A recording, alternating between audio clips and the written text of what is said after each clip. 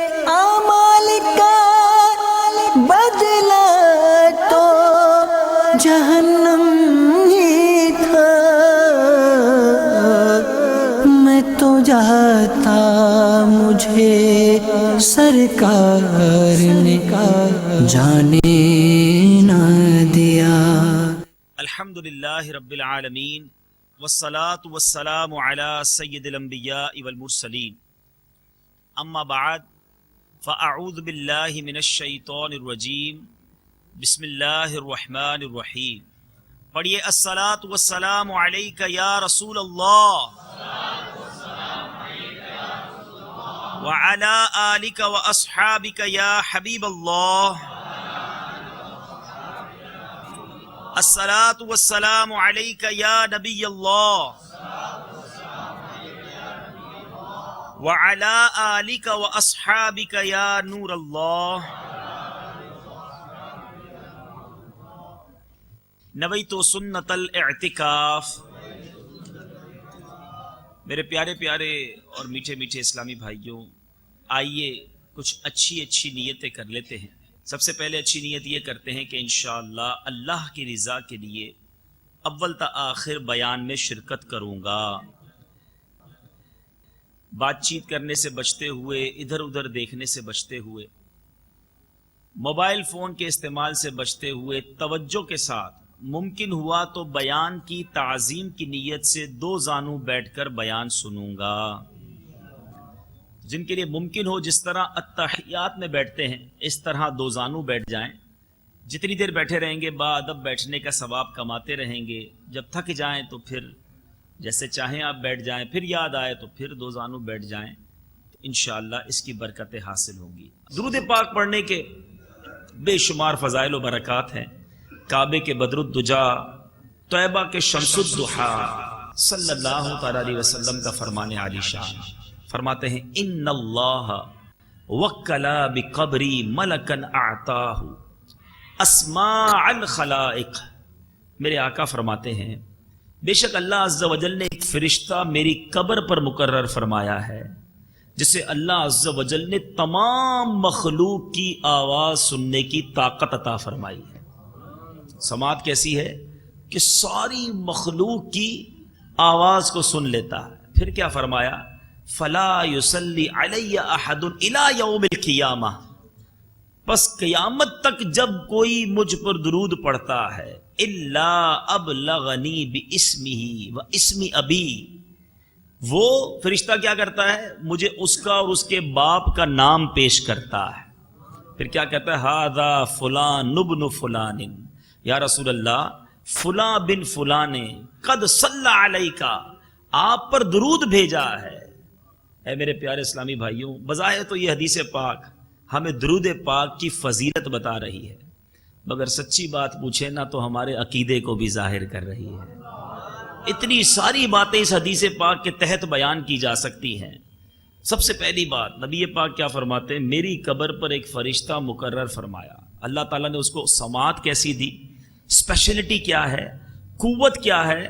ساری دنیا میں کوئی بھی درود پڑھتا ہے تو فرشتہ سن لیتا ہے۔ اب بڑی سمپل سی بات ہے، میرے آقا کے در کا دربان ہے نا، میرے آقا کے در پر پہنچانے والا ایک قاصد ہے فرشتہ، جس کی ڈیوٹی یہی ہے۔ اب دنیا کا دستور ہے کہ دربان سے زیادہ پاورفل وہ ہوتا ہے جس کا گھر ہوتا ہے۔ اگر دربان پاورفل ہو تو اس کو گھر میں بٹھا دو بھائی، دربان باہر ہوتا ہے، اور جو مالک مکان ہوتا ہے وہ اس سے زیادہ پاورفل ہوتا ہے۔ جس دربان کی سماعت کا عالم یہ ہے، مصطفیٰ کریم کی سماعت کا عالم کیا ہوگا؟ اگر ہم کہیں دور و نزدیک کے سننے والے وہ کان لالے کرامت پہ لاکھوں سلام، تو اس میں کیا حرج ہے؟ ارے جس نبی علیہ الصلوۃ والسلام کے روضہ انور پر مقرر فرشتے کو رب نے یہ طاقت دے دی کہ ساری دنیا میں کوئی بھی درود پڑھے۔ اب کیا درود سارے لاؤڈ اسپیکر پر پڑھتے ہیں؟ گھر میں بیٹھ کر بند کمرے میں اسلامی بھائی ہوں، اسلامی بہنیں ہوں، اچھا صرف مدینے میں نہیں پڑھتے، صرف مکے میں نہیں، صرف عرب شریف میں نہیں، صرف پاکستان میں نہیں، صرف ہندوستان میں نہیں، صرف بنگلہ دیش میں نہیں، ارے صرف ایشیا میں نہیں، افریقہ ہو، یورپ ہو، امریکہ ہو، دنیا کے اطراف و اکناف ہوں، ہر طرف نبی پاک صلی اللہ تعالی علیہ وسلم کے چاہنے والے ہیں. کبھی کبھی میں سوچتا ہوں اگر کوئی کاؤنٹر لگا دیا جائے کہ نبی پاک صلی اللہ تعالی علیہ وسلم پر ایک دن میں کتنے درود پڑے گئے تو عقل حیران ہو جاتی ہے کہ 313 مرتبہ درود پاک پڑھنے کا تو امیر اہل سنت ہے سب کو فرمایا ہوا ہے. پھر کئی الحمدللہ پچھلے دنوں جامعۃ المدینہ کے ایک مشورے میں مجھے شرکت کی سعادت ملی. ایک طالب علم سے ملاقات ہوئی, وہ روزانہ 5000 مرتبہ درود پاک پڑھتے ہیں, اور ایسے 2-3 اس جامعہ میں موجود تھے, کوئی 3000 والے, کوئی 2000 والے, اور ان کو یہ کرتے ہوئے 6 مہینے ہو چکے ہیں, ایسا نہیں 2-4 دن میں شروع کیا ہے. تو ایسے ہزاروں درود پڑھنے والے دنیا میں کتنے ہوں گے؟ پھر کہیں صبح ہے, کہیں شام ہے, کہیں رات ہے, کہیں دوپہر ہے, تو گویا ہر لمحے ہزاروں لاکھوں درود پاک پڑھے جا رہے ہیں. مگر لک ایٹ دا ہیئرنگ, سماعت کی قوت دیکھیے کہ وہ فرشتہ دنیا کے کونے کونے میں پڑھا جانے والا درود پاک سن لیتا ہے. اچھا, ایک اسپیشلٹی تو یہ سمجھ آئی. ایک قدم اور آگے, آپ ہمارے موبائل پر بھی کسی کا فون آتا ہے تو اب کالر آئی ڈی کے ذریعے نام پتہ چل جاتا ہے نا. اب آگے میرے آقا فرماتے سنتا نہیں بلکہ وہ یہ بھی پہچان لیتا ہے کس نے درود پاک پڑھا ہے. ایک اور قدم آگے, یہ بھی پہچان لیتا ہے اس کے والد کا نام کیا ہے. ارے والد کا نام پتہ چل جانا, اس کا نام پتہ چل جانا, یہ ایک فرشتے کو قوت حاصل ہے جو نبی پاک کو پہنچاتا ہے کہ آقا آپ کے فلاں بن فلاں امتی نے آپ پر درود بھیجا ہے. تو ایک تو یہ بات کلیئر ہوئی کہ جب سرکار دو عالم صلی اللہ تعالی علیہ وسلم کے روضے پر موجود ایک فرشتے کو رب نے اتنی قوت عطا کی ہے, تو اگر ہم یہ کہیں کہ فریاد امتی جو کرے حال زار میں, فریاد امتی جو کرے حال زار میں, ممکن نہیں کہ خیر بشر کو خبر نہ ہو. واللہ وہ سن لیں گے, فریاد کو پہنچیں گے. اتنا بھی تو ہو کوئی آہ کرے دل سے آہ کرے, پھر کیوں خبر نہ ہوگی. ہجر نبی میں آہ کہاں بے اثر گئی, تڑپے جو ہم یہاں تو مدینے خبر گئی. تڑپ ہونی چاہیے تو نبی پاک کی طرف سے ضرور کرم ہوتا ہے. بہرحال اور حدیث پاک میں آگے بڑھتے ہیں. اب عشق کی بات, عقیدے کی بات ہو گئی.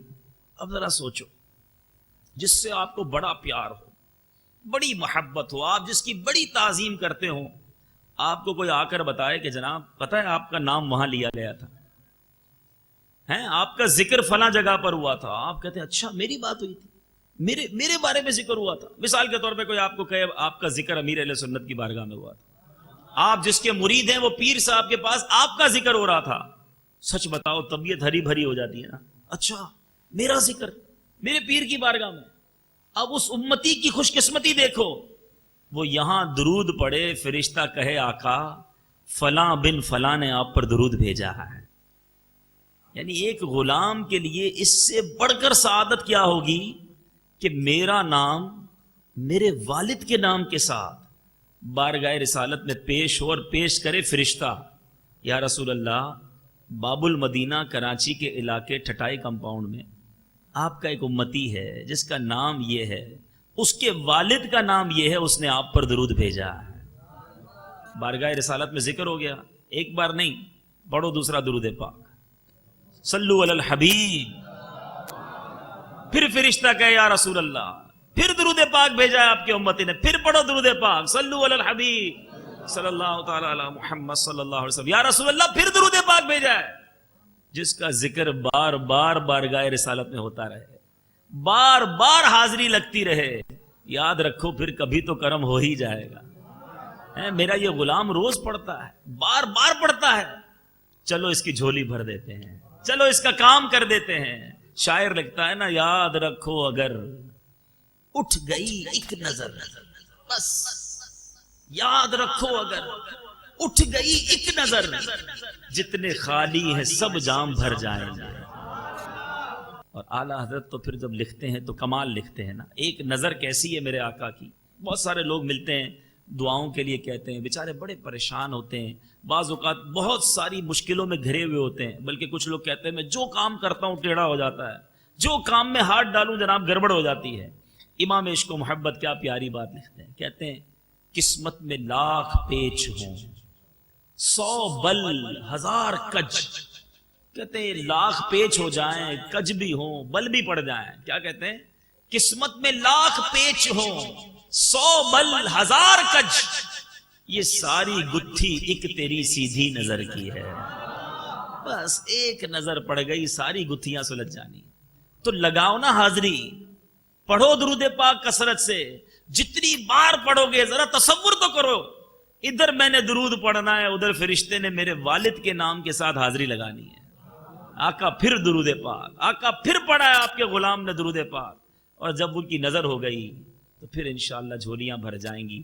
تو اپنی عادت بنائیے کثرت کے ساتھ، زیادہ سے زیادہ چلتے پھرتے اٹھتے بیٹھتے درود پاک کا نذرانہ پیش کرتے رہیں۔ تو محبت کے ساتھ عشق و محبت میں جھوم کر درود پاک پڑھ لیں۔ صلو علی الحبیب صلی اللہ تعالی علی محمد صلی اللہ علیہ وسلم۔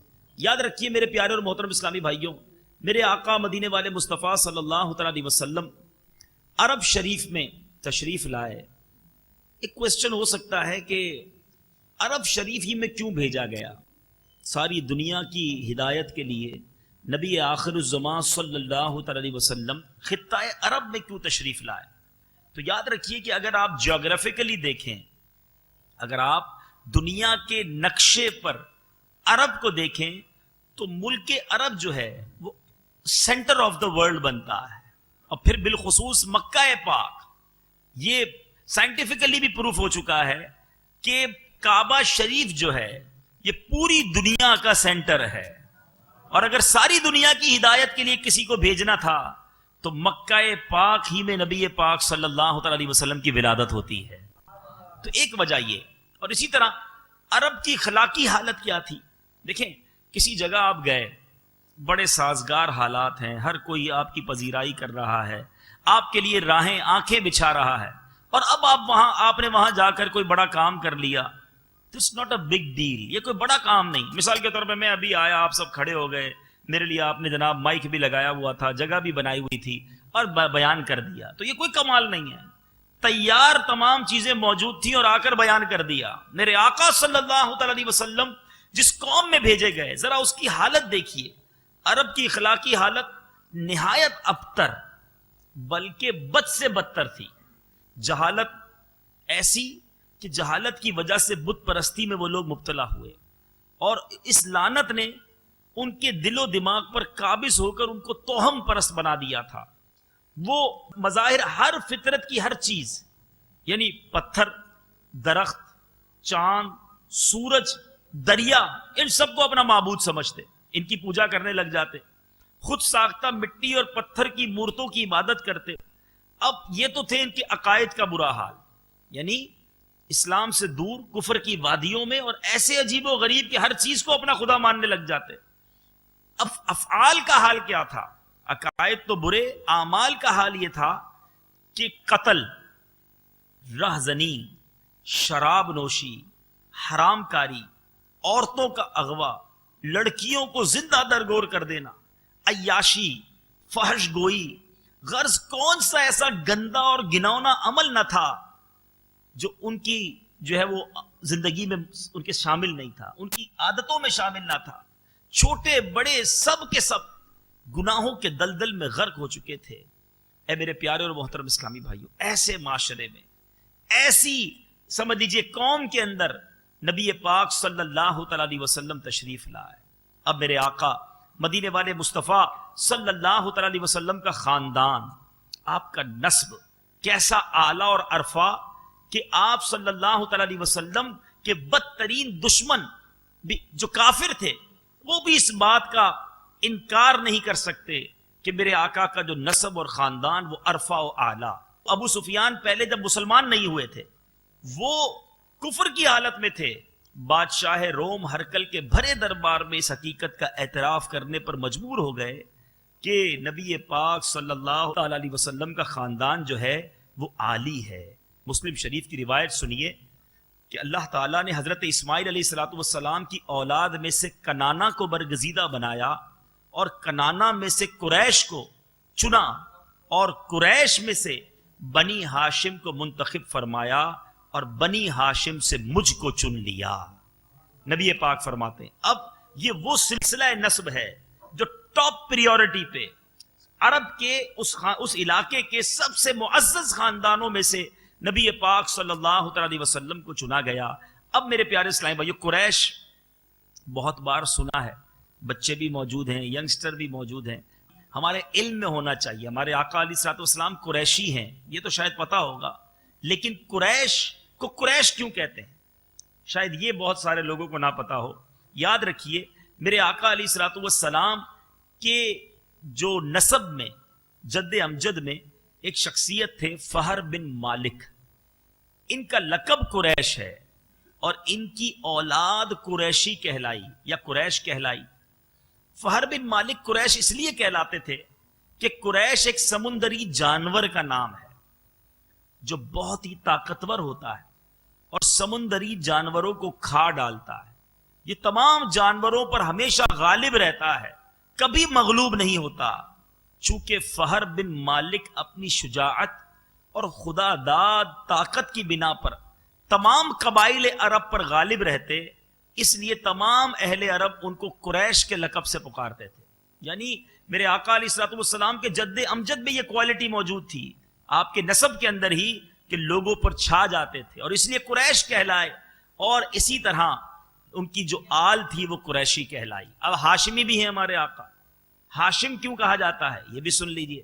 میرے آقا علیہ الصلوۃ والسلام کے پر دادا وہ ہاشم ان کا نام تھا اور بڑی شان و شوکت کے مالک.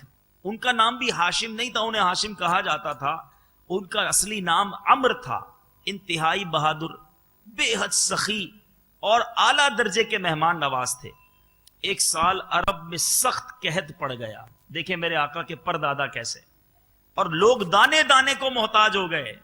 تو ملک کے شام سے حضرت عمر جو اب ہاشم کہلائے انہوں نے روٹیاں منگوائیں اور خشک روٹیاں خرید کر حج کے دنوں میں مکے پہنچے اور روٹیوں کا چورا کر کے اونٹ کے گوشت کے شوربے میں سرید بنا کر تمام حاجیوں کو خوب پیٹ بھر کر کھلایا. ہاشم کہا جاتا ہے، ہاشم کے معنی ہیں روٹیوں کا چورا کرنے والا، اس لیے انہیں ہاشم کہا گیا اور اس کے بعد ان کی آل کے لوگ وہ ہاشمی کہلائے. تو یہ بھی آج ہمیں پتا چلا. اچھا، اب نبی پاک صلی اللہ تعالی علیہ وسلم کے دادا حضرت عبد المطلب، یہ وہ باتیں ہیں جو ہم سب کو پتا ہونی چاہیے. ہم آقا علیہ الصلوۃ والسلام کے غلام ہیں. آج بہت سارے لوگوں کی ہسٹریاں ہمیں معلوم ہیں. سرکار دو عالم صلی اللہ تعالی علیہ وسلم کی حیات طیبہ کے بارے میں ہماری معلومات بہت تھوڑی ہے.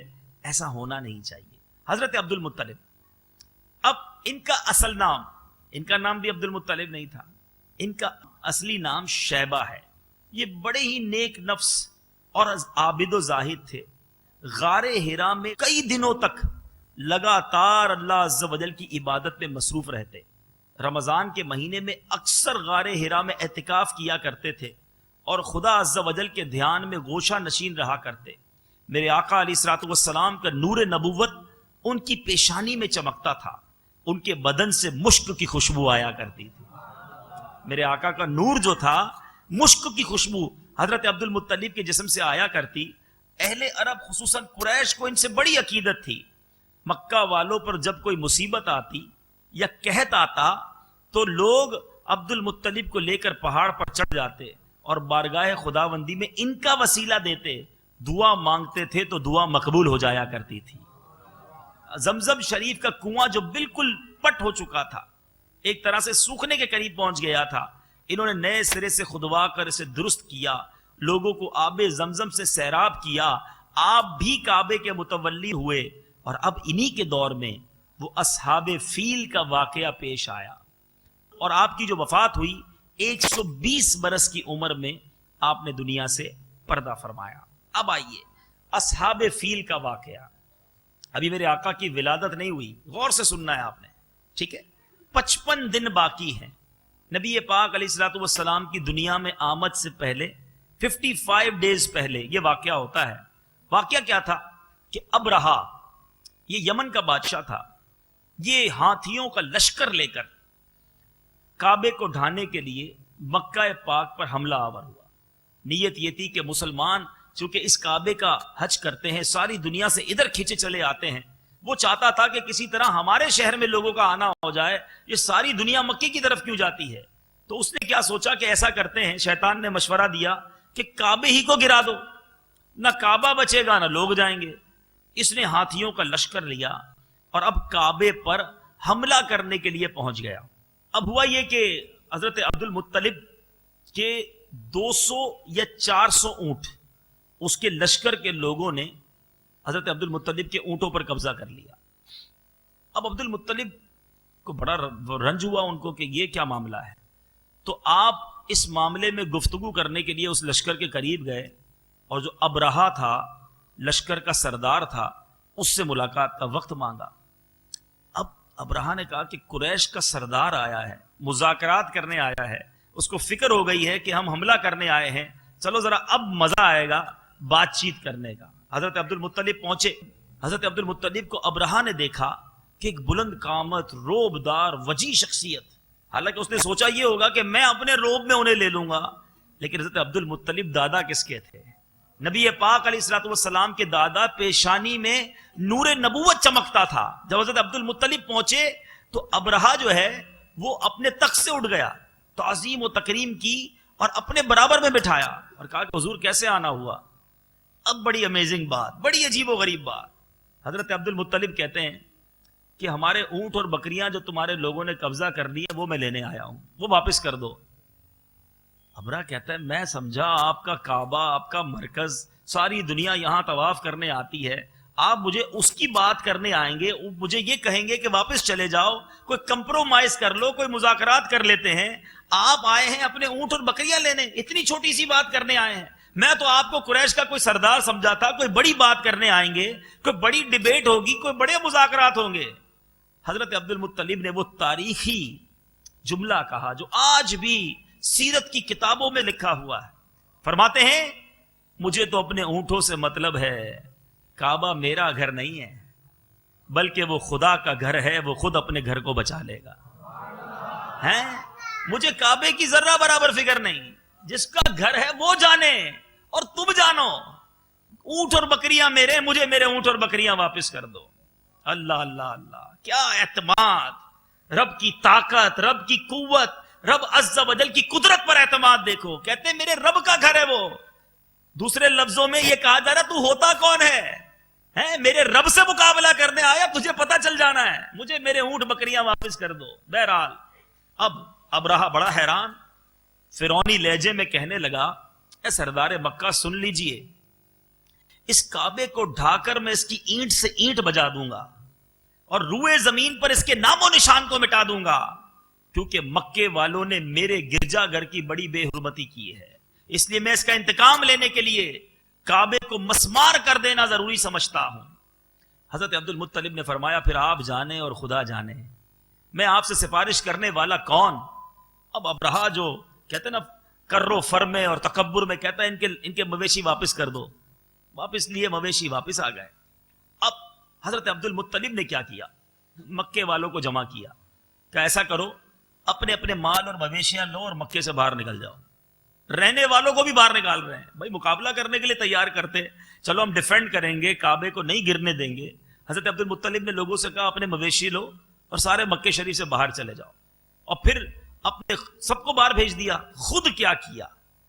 اب اپنے گھر والوں کو لیا اور خانہ کعبہ پہنچے اور دروازے کا حلقہ پکڑ کر حضرت عبد المطلب نے وہ گریہ وزاری کی، وہ اللہ کی بارگاہ میں رو رو کر دعا مانگنے لگے، اے اللہ بے شک ہر شخص اپنے اپنے گھر کی حفاظت کرتا ہے، اے رب کریم تو اب اپنے گھر کی حفاظت فرما، اور ان پجاریوں اور یہ جو باطل لوگ ہیں ان کے مقابلے میں اپنے اطاعت شعاروں کی مدد فرما۔ عبد المطلب نے یہ دعا مانگی اور اپنے خاندان والوں کو ساتھ لے کر خود بھی پہاڑ کی چوٹی پہ چلے گئے، اور اب خدا کی قدرت کے جلوے کا نظارے کے انتظار میں ہیں کہ اب دیکھیں رب کی قدرت کیسے ظاہر ہوتی ہے۔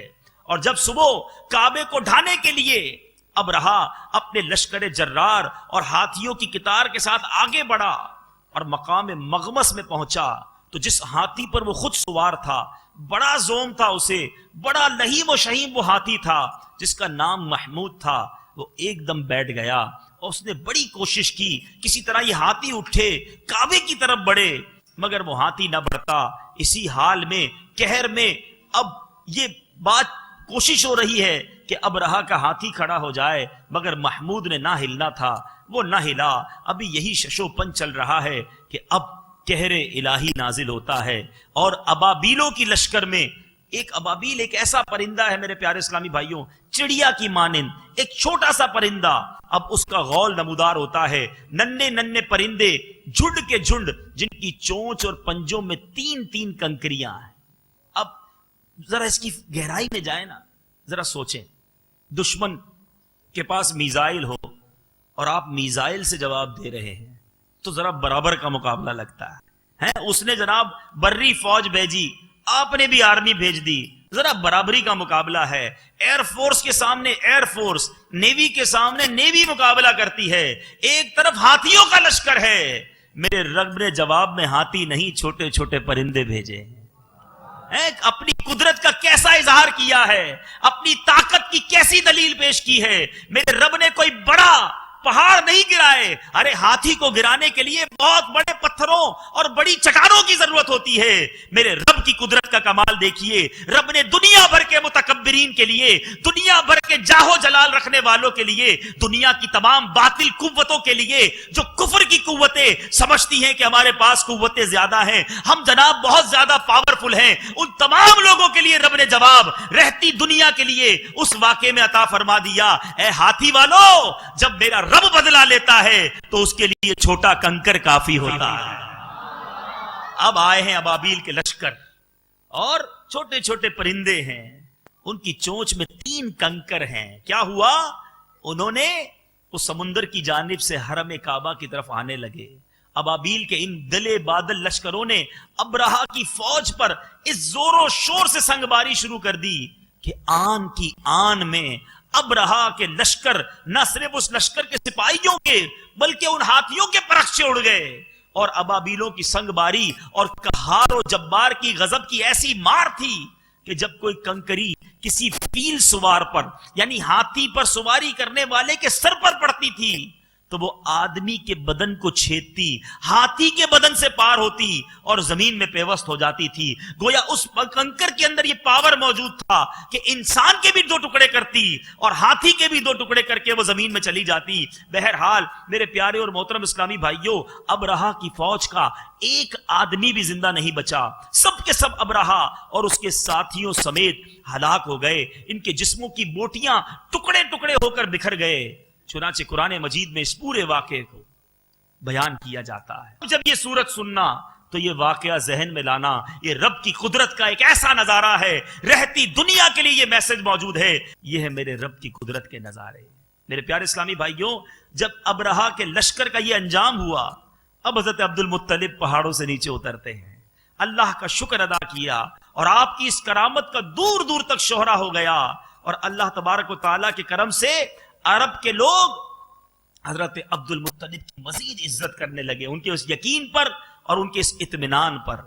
اب یہ واقعے سے میں آگے تو بڑھ جاؤں گا، میرے آقا کی آمد سے پہلے یہ ایک ایسا واقعہ تھا، کہتے ہیں نا کوئی بڑا واقعہ ہونے والا ہو تو اس سے پہلے کچھ نوید سنائی جاتی ہے، کچھ اعلان ہونا ہوتا ہے۔ یہ کسی کی آمد کا شور تھا، کسی کی آمد کا دبدبا تھا، جو فقط 55 دن پہلے نبی پاک کی آمد سے پہلے یہ واقعہ ہوا۔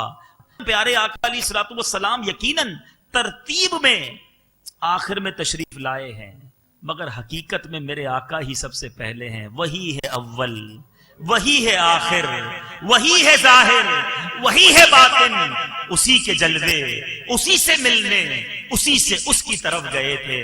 امام اہل سنت نے کئی موقعوں پر یہ بات واضح کی ہے۔ میرے پیارے اسلامی بھائیوں، میرے آقا علیہ الصلوۃ والسلام، قرآن پاک کی اس آیت سے پتہ چل رہا ہے کہ نبی پاک علیہ الصلوۃ والسلام ملاحظہ فرما رہے تھے، میرے آقا علیہ الصلوۃ والسلام کب سے ہیں اور کیسے ہیں، میرے رب نے کب بنایا، اپنے نور سے بنایا، خدا پر اس کو چھوڑا ہے، وہی جانے کہ کیا تم ہو۔ بہرحال میرے پیارے اسلامی بھائیوں، اب کچھ بات ہو جائے، ہمارے آقا علیہ الصلوۃ والسلام کے والد گرامی پر.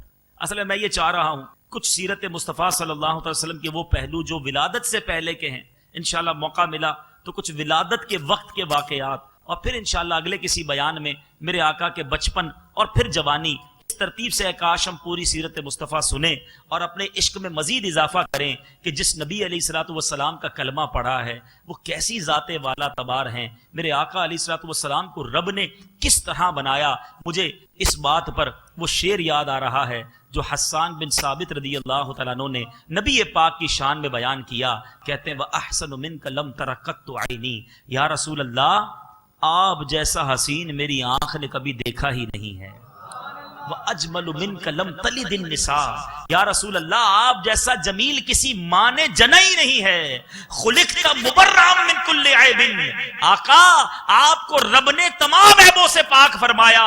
كَأَنَّكَ قَدْ خُلِقْتَ كَمَا تَشَاءُ، عرض کرتے ہیں یا رسول اللہ آپ کو ایسا بنایا گویا جیسا آپ بننا چاہتے تھے. جیسے میرے نبی کی چاہت تھی ویسے نبی پاک صلی اللہ تعالی علیہ وسلم کو بنایا گیا. اب ذرا سوچئے جس نبی علیہ الصلوۃ والسلام کا رتبہ یہ ہے، ان کے والدین کریمین کیسے تھے.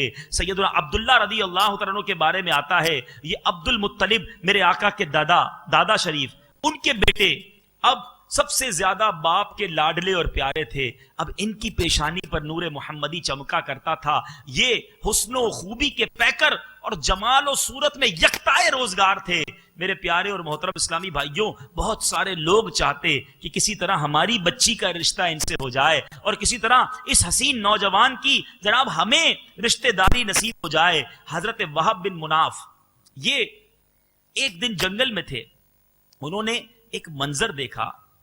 جو یہودی علماء تھے وہ پہچان چکے تھے کہ ان کے یہاں نبی آخر الزمان کی ولادت ہوگی، تو انہوں نے قاتلانہ حملے شروع کر دیے کہ کسی طرح انہیں قتل کر دیا جائے تاکہ جو آخری نبی آنے والا ہے معاذ اللہ ان کی راہ میں رکاوٹ ڈالی جائے. تو اب کیا ہوا کہ جب جنگل میں حضرت عبداللہ کو تنہائی میں قتل کرنے کی سازش کی گئی تو عالم غیب سے چند ایسے ناگہاں سوار نمودار ہوئے جو اس دنیا کے لوگوں سے مشابہت نہیں رکھتے تھے. ان سواروں نے آ کر یہودیوں کو مار بھگایا. اب یہ منظر وہب بن مناف دیکھ رہے تھے. انہوں نے کہا کہ یہ نوجوان بڑا سعادت مند اور دیر از اسپیشل. انہوں نے کیا کیا، گھر آ کر عزم کر لیا کہ اپنی نور نظر حضرت آمنہ رضی اللہ تعالیٰ عنہا کی شادی حضرت عبداللہ ہی سے کروں گا. اب اپنی اسی دلی تمنا کو حضرت عبد المطلب تک پہنچایا. رشتہ گیا اور بہرحال وہ بھی تلاش کر رہے تھے کہ کوئی نیک سیرت نیک صورت پارسا گھرانے کی بچی مل جائے. تو حضرت آمنہ اور حضرت عبداللہ رضی اللہ تعالیٰ عنہ کا نکاح ہو گیا. اب میرے پیارے اور محترم اسلامی بھائیوں، حضرت عبداللہ رضی اللہ تعالیٰ عنہ یہ پیارے آقا علیہ الصلوۃ والسلام کے والد صاحب ہیں. یہ بہت میرے آقا علیہ الصلوۃ والسلام کے دنیا میں آنے سے پہلے انتقال فرما گئے. حضرت عبداللہ کی وفات پر فرشتوں نے کیا کہا، غمگین ہو کر بڑی حسرت کے ساتھ کہا الہی آج تیرا نبی یتیم ہو گیا. میرے رب نے فرمایا کیا ہوا، میں اس کا حامی و حافظ ہوں. بہرحال میرے پیارے اور محترم اسلامی بھائیوں، اب یہاں ایک مسکنسیپشن ہے، ایک غلط فہمی ہے، وہ بھی کلیئر کر دیتا ہوں. اب یہاں ایک غلط فہمی معاذ اللہ پھیلائی جاتی ہے یا اس طرح کی بات کی جاتی ہے کہ سیدنا عبداللہ اور بی بی آمنہ میرے آقا کے والدین کریمین کا ایمان نہیں تھا. معاذ اللہ یہ کہا جاتا ہے کہ وہ مومن نہیں تھے. میرے پیارے اور محترم اسلامی بھائی یاد رکھیے، امام جلال الدین سیوطی، علامہ ابن حجر حیتمی، امام قرطبی، حافظ الشام ابن ناصر الدین، حافظ شمس الدین دمشقی، قاضی ابو بکر ابن العربی مالکی و شیخ عبدالحق محدث دہلوی، مولانا عبدالحق مہاجر مدنی وغیرہ سب کا یہی عقیدہ اور قول ہے کہ میرے آقا علیہ الصلوۃ والسلام کے والدین دونوں یقیناً بلا شبہ مومن تھے. چنانچہ اس بارے میں شیخ عبدالحق محدث دہلوی بہت خوب فرماتے ہیں کہ انہوں نے 3 طریقے بیان کیے، 3 مدنی پھول بیان کیے ان کے ایمان کے حوالے سے. کہتے ہیں کہ پیارے آقا علیہ الصلوۃ والسلام کے والدین اور آباء و اجداد سب حضرت ابراہیم علیہ الصلوۃ والسلام کے دین پر تھے، لہٰذا مومن ہوئے. نبی پاک نے تو ابھی اعلان نبوت نہیں فرمایا تھا، اپنے دین کا پرچار تو شروع کیا ہی نہیں تھا. بی بی آمنہ رضی اللہ تعالیٰ عنہ میرے آقا کے بچپن میں دنیا سے تشریف لے گئی اور والد ماجد تو ابھی پیارے آقا دنیا میں آئے نہیں تھے، اس سے پہلے تشریف لے گئے.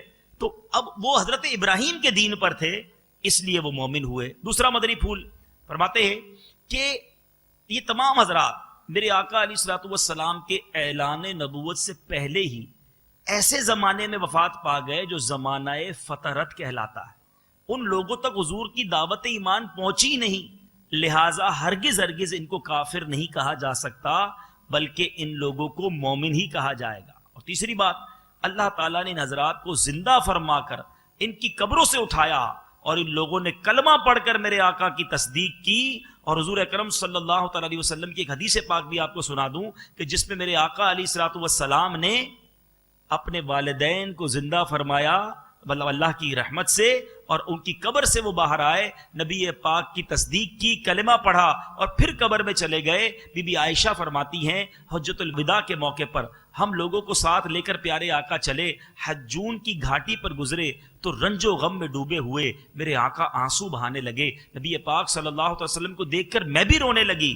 میرے آقا علیہ الصلوۃ والسلام اپنی اونٹنی سے اتر کر چل پڑے. کچھ دیر کے بعد میرے پاس واپس تشریف لائے تو بڑے خوش، حشاش بشاش. کچھ دیر کے بعد جب آئے تو میں نے دریافت کیا، یا رسول اللہ آپ پر میرے ماں باپ قربان ہوں، کیا بات ہے کہ میرے آقا علیہ الصلوۃ والسلام رنج سے ڈوبے ہوئے گئے تھے، واپس آئے تو خوشی خوشی تشریف لائے ہیں. میرے آقا نے فرمایا میں اپنی والدہ حضرت آمنہ کی قبر کی زیارت کو گیا، میں نے اللہ تعالیٰ سے سوال کیا وہ ان کو زندہ فرما دے.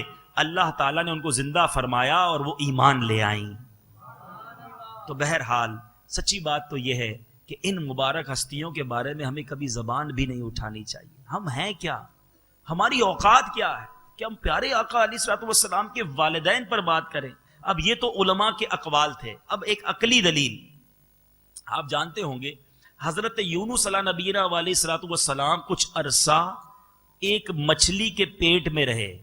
ٹھیک ہے، روایتوں میں آتا ہے وہ مچھلی جنت میں جائے گی. کیوں؟ جس کے پیٹ میں اللہ کا نبی رہا اس لیے وہ مچھلی جنت میں جائے گی. اب مجھے بتاؤ جس پیٹ میں نبیوں کا سلطان رہا، جس آمنہ کے پیٹ میں میرے آقا علیہ الصلوۃ والسلام رہے، معاذ اللہ، ان کے بارے میں کوئی سوچ سکتا ہے؟ ارے ذرا سوچے، جس نبی کا کلمہ ہم پڑھے تو مسلمان کہلائیں، میرے آقا کے دامن کرم سے ان کی شفاعت سے ہم جنت میں جائیں، ان کے والدین کے بارے میں کوئی سوچ بھی کیسے سکتا ہے؟ تو بہرحال یہ غلط فہمی یا اس طرح کی بات کرنے والے معاذ اللہ کرتے ہیں، بالکل نہیں کرنی چاہیے. ہمارے آقا علیہ الصلوۃ والسلام کے تمام والدین یعنی پورا جو نسب تھا وہ تمام کے تمام مومن اور پاک سیرت طیب، کیونکہ نبی پاک علیہ الصلوۃ والسلام خود فرماتے جس کا مفہوم ہے میں پاک پشتوں سے پاک رحموں میں منتقل ہوا ہوں. میرے آقا کے لیے جو والدین سلیکٹ کیے جاتے رہے وہ تمام کے تمام پاک طیب اور مومن ہوا کرتے. بہرحال جس طرح سورج نکلنے سے پہلے ستاروں کی روپوشی، صبح صادق کی سفیدی، شفق کی سرخی سورج نکلنے کی خوشخبری دیتی ہے، اسی طرح جب آفتاب رسالت کے طلوع کا زمانہ قریب آیا تو اطراف عالم میں بڑے عجیب و غریب واقعات ہونے لگے. اور میرے پیارے اسلامی بھائیوں، جو ساری کائنات کو جھنجھوڑ کر یہ بشارت دے رہے تھے کہ اب رسالت کا آفتاب اپنی پوری آب و تاب کے ساتھ طلوع ہونے والا ہے. چنانچہ اصحاب فیل کی ہلاکت کا واقعہ، ناگہاں باران رحمت سے سرزمین عرب کا سر سبز و شاداب ہو جانا، برسوں کی خشک سالی دفع ہو کر پورے ملک میں خوشحالی کا دور دورہ ہو جانا، فارس مجوسیوں کی 1000 سال سے جلائی ہوئی آگ کا ایک لمحے میں بجھ جانا، کسرا کے محل کا زلزلہ اور اس کے 14 کنگروں کا منہدم ہو جانا، ہمدان اور کم کے درمیان 6 میل لمبے 6 میل چوڑے بحرائے ساوا کا یکایک بالکل خشک ہو جانا، شام اور کوفہ کے درمیان وادی سماوا کی خشک ندی کا اچانک جاری ہو جانا، نبی پاک علیہ الصلوۃ والسلام کی والدہ کے بدن سے ایک ایسے نور کا نکلنا جس سے محل روشن ہو گئے. یہ سب واقعات اسی سلسلے کی کڑیاں ہیں جو نبی پاک صلی اللہ تعالی علیہ وسلم کی تشریف آوری سے پہلے مبشرات بن کر عالم کائنات کو یہ خوشخبری دینے لگے. گویا سارے عالم میں یہ اعلان ہونا شروع ہو گیا تھا، یہ کس شہنشاہ والا کی آمد آمد ہے، یہ کس شہنشاہ والا کی آمد آمد ہے، بولو مرحبا مرحبا، بولو دیوانو بولو مرحبا، بولو مرحبا یہ کون سے شہ والا کی ہے، بولو مرحبا بولو، یہ آج کاہے کی شادی ہے، عرش کیوں جھوما، لب زمیں کو لب آسمان نے کیوں چوما، فرشتے آج جو دھومیں مچانے آئے ہیں، فرشتے آج جو دھومیں مچانے آئے ہیں، انہی کے آنے کی خوشیاں منانے ہیں، یہ کس شہنشاہ والا آمد ہے، بولو مرحبا بولو، دیوانوں بولو مرحبا۔ اب وہ دن آ گیا، 12 ربیع الاول کا دن، صبح صادق کا وقت ہے، گویا 20 اپریل 571 یہ سن عیسوی بنتا ہے، نبی پاک کی ولادت باسعادت ہوئی۔ اے میرے پیارے اور محترم اسلامی بھائیوں، اس دن کیا ہوا؟ میرے آقا پاکیزہ بدن ہیں، آج بچہ پیدا ہوتا ہے بڑی آلائشیں ہوتی ہیں، بڑی گندگی ہوتی ہے اس کے جسم پر، دھونا پڑتا ہے اسے، میرے آقا دنیا میں آئے پاکیزہ بدن ہیں۔ اس کے بعد آپ کو شاید نہیں پتا ہوگا، ڈاکٹر اس کی ناف کاٹتے ہیں نا، میرے آقا کی ناف بھی بریدہ، ٹھیک ہے۔ اس کے بعد نبی پاک صلی اللہ علیہ وسلم تشریف لائے، ختنہ کیے ہوئے اور خوشبوؤں میں بسے ہوئے، اور جب تشریف لائے تو حالت سجدہ میں تشریف لائے۔ اور میرے پیارے اور محترم اسلامی بھائیوں، میرے آقا کی زبان پر کچھ جاری تھا۔ اب حضرت عبد المطلب، والد صاحب تو دنیا میں تھے نہیں، دادا کو اطلاع دی گئی، طواف کعبہ میں مصروف ہیں، پتہ چلا کہ آپ کے یہاں پوتے کی ولادت ہوئی ہے۔ خوشخبری سن کر حضرت عبد المطلب خوشی خوشی حرم کعبہ میں اپنے گھر آئے، والہانہ جوش محبت سے اپنے پوتے کو کلیجے سے لگایا، کعبہ مشرفہ لے گئے اور نام محمد رکھا۔ اب آئیے ایک اور مسکنسیپشن، لوگ کہتے ہیں جناب غلط فہمی، یہ میلاد پر اتنی خوشیاں کیوں مناتے ہو، اتنا خرچ کرتے ہو، لائٹیں لگاتے ہیں، جھنڈے لگاتے ہیں، نیاز کرتے ہیں، پیسے خرچ کرتے ہو، ہیں یہ پیسے کسی اور کام میں خرچ کر دیا کرو، ٹھیک ہے یار۔ یہ سوال کا جواب شادی کے وقت کیوں یاد نہیں آتا کہ بچے کی شادی میں ولیمے میں اتنا کھانا کھلاتے ہو، یہ کسی غریب کو دے دیا کرو۔ ہم یہ تو نہیں کہتے کہ غریبوں کو نہ دیں، میلاد کی خوشیاں بھی منائیں، غریبوں کی بھی مدد کریں۔ اب سنیے، پیارے آقا کے چچا ابو لہب، کیسا کافر ابو لہب، جس کے بارے میں قرآن پاک کی پوری سورت ہے، تبت یدا ابی لہب، اس کے ہاتھ ٹوٹنے کے بارے میں قرآن کہتا ہے، ایسا سخت کافر۔ میرے آقا کے جب ابھی تو ولادت ہوئی تھی، بعد میں جا کر اتنی خطرناک دشمنی اس نے کی، لیکن اس وقت چچا تھا، بھتیجے کی ولادت ہوئی، پتہ چلا تو یہ خوشخبری لائی ایک لونڈی سویبہ۔ ابو لہب نے کیا کیا، اپنی انگلی سے سویبہ کو کہا تو آج میرے بھتیجے کی ولادت کی خوشخبری لائی ہے، جا میں نے تجھے آزاد کیا۔ پہلے لونڈی غلام یہ بھی ایک طرح کا مال ہوتا تھا، ٹھیک ہے نا، رقم سے ملتے تھے، یہ تو مال خرچ کیا، کس بات پہ خرچ کیا؟ بھتیجے کی ولادت پر۔ ذرا غور سے سنیے گا، کس کی ولادت کی خوشی میں؟ بھتیجے کی ولادت کی خوشی میں کچھ مال خرچ کیا ابو لہب نے، جو کافر ہے۔ یہ 4-5 چیزیں یاد رکھنے والی ہیں، کافر، بھتیجے کی ولادت میں مال خرچ کیا، ٹھیک ہے۔ اب یہ بخاری شریف کی حدیث سنا رہا ہوں، ٹھیک ہے۔ بخاری شریف کی حدیث میں ہے کہ جب ابو لہب مر گیا، اس کے گھر والوں نے اس کو خواب میں دیکھا اور حال پوچھا تو اس نے اپنی انگلی اٹھا کر کہا کہ تم لوگوں سے جدا ہونے کے بعد مجھے کچھ نہیں ملا بجز اس کے کہ سویبہ کو آزاد کرنے کے سبب سے اس انگلی کے ذریعے کچھ پانی پلا دیا جاتا ہوں۔ اب شیخ عبداللہ محدث دہلوی، اللہ تعالیٰ ہمارے علماء کو سلامت رکھے، اس واقعے سے کیسے پیارے مدنی پھول ہمارے لیے نکال دیے۔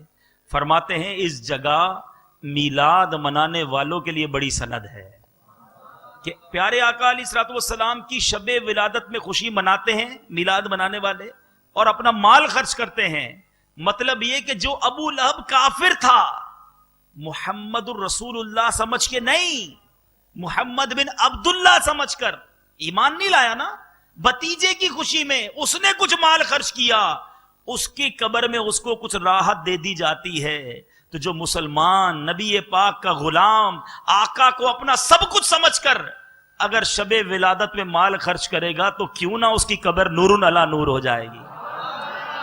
شب ولادت میں سب مسلمان نہ کیوں کرے مال و جان قربان. شب ولادت میں سب مسلمان نہ کیوں کرے جان و مال قربان. ابو لہب جیسے سخت کافر خوشی میں جب فیض پا رہے ہیں, سوائے ابلیس کے جہاں میں سبھی تو خوشیاں. چلے لگے ہاتھوں ایک دو اور غلط فہمیوں کا ازالہ بھی ہو جائے, تاکہ خدا نہ خواستہ اگر کسی کے دل میں کوئی ایسی بات ہے یا کچھ ڈالنے والے ڈال دیتے ہیں تو وہ بھی کلیئر ہو جائے.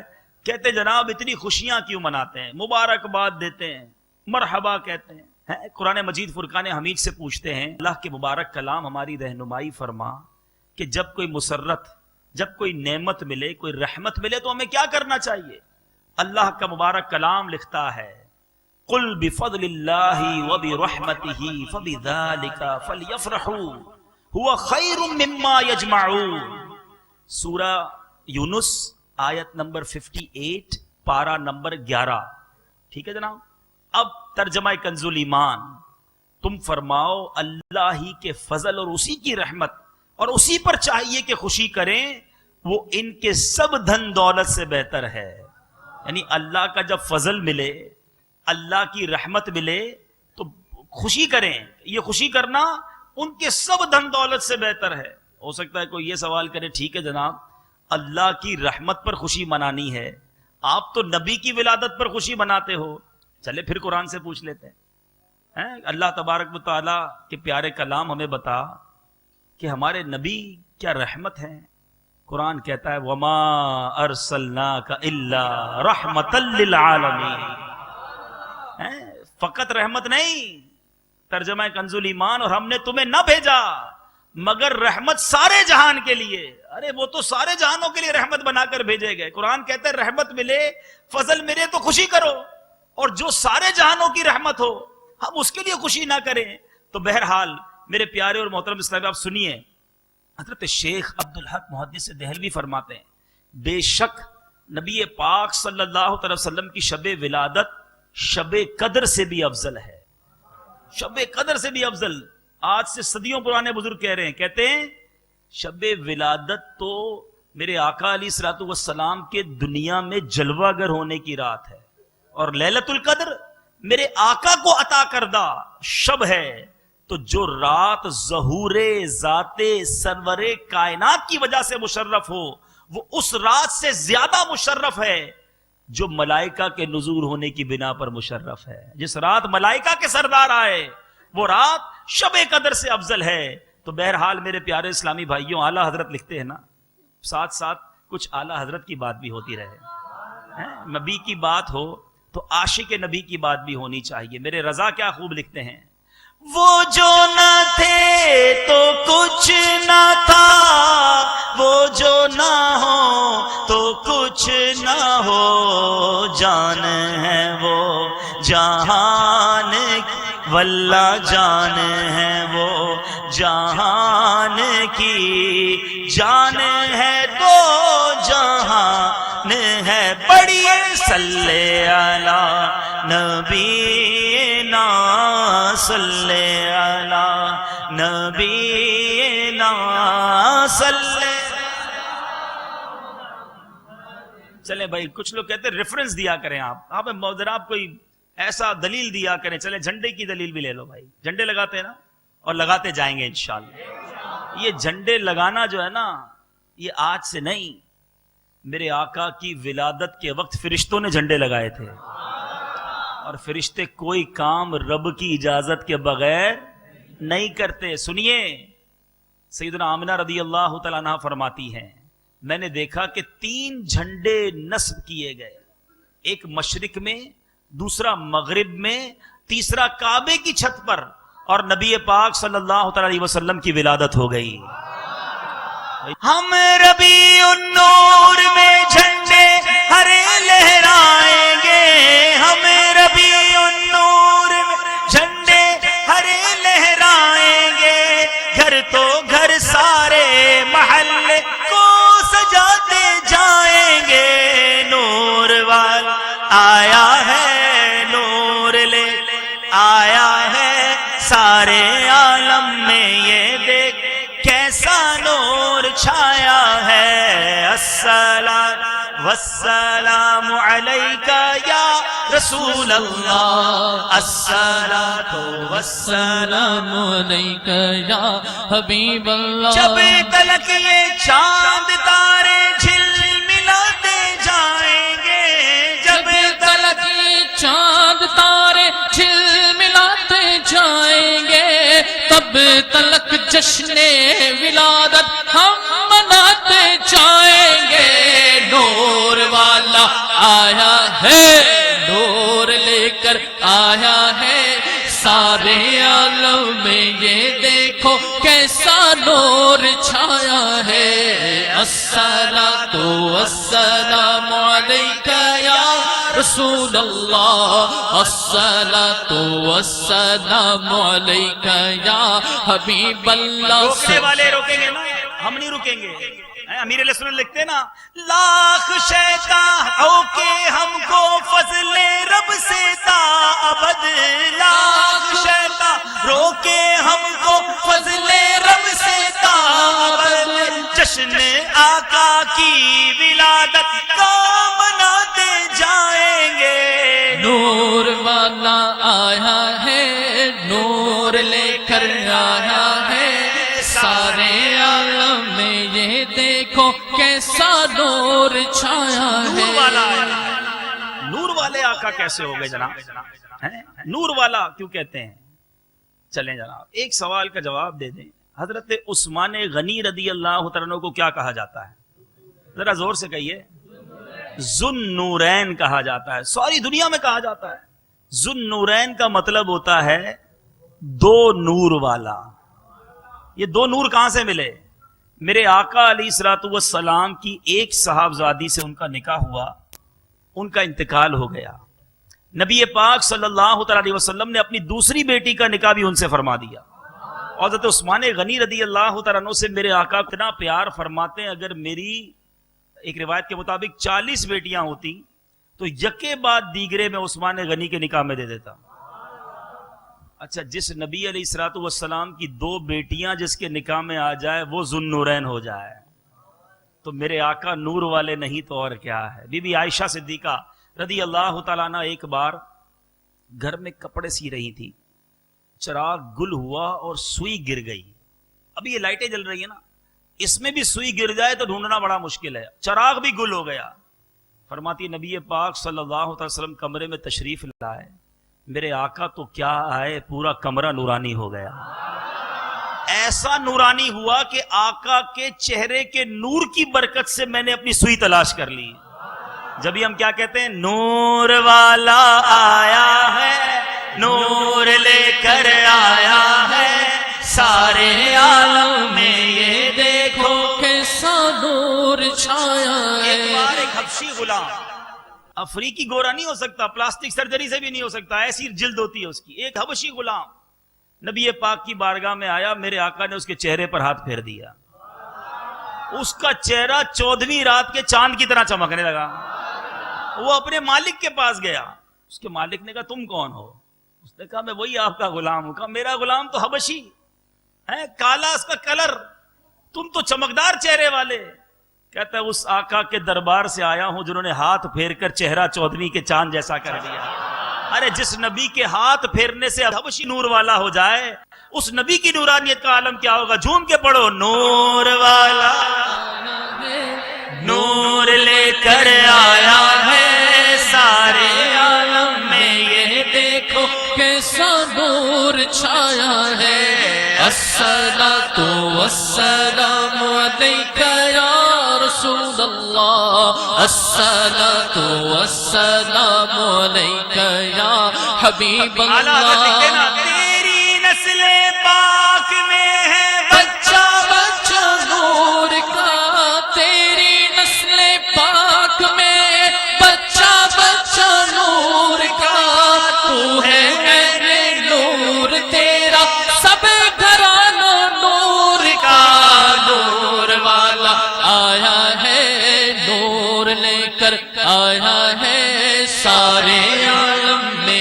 یہ دیکھو کیسا نور چھایا ہے الصلاۃ والسلام علیکہ یا رسول اللہ الصلاۃ والسلام علیکہ یا حبیب اللہ میرے آقا وہ ہیں انشاءاللہ جب ہماری قبر میں آئیں گے نا عاشقان رسول جو نبی پاک کو نور والا آقا مانتے ہیں ان کی یاد میں ان کے عشق میں زندگی گزارتے ہیں اور جب ان کے قبر میں آقا تشریف لائیں گے تو اعلیٰ حضرت لکھتے ہیں نا قبر میں لہرائیں گے تا حشر چشمے نور کے قبر میں لہرائیں گے تا حشر چشمے نور کے جلوہ فرما ہوگی جب طلعت رسول اللہ کی نور والا آیا ہے نور لے کر آیا ہے سارے عالم میں یہ دیکھو کیسا